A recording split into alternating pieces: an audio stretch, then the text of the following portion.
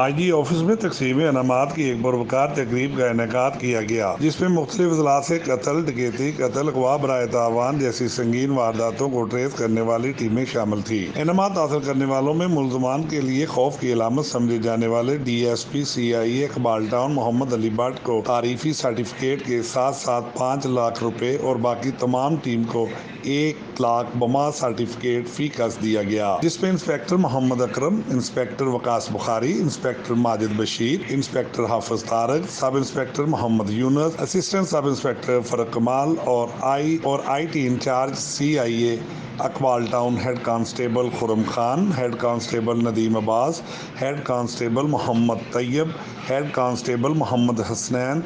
ایوب کے علاوہ دیگر اہلکاران جو ضلع ننکانہ صاحب کے شیخوپورہ، قصور اور پاک پتن کے افسران اور اہلکاران بھی شامل تھے۔ انعامات حاصل کرنے والوں میں incharge C R O inspector Muhammad Hussain Farooq اور سب انسپکٹر شہروز لطیف بھی شامل تھے۔ Senior reporter M A Rehman, news 24 point, Lahore.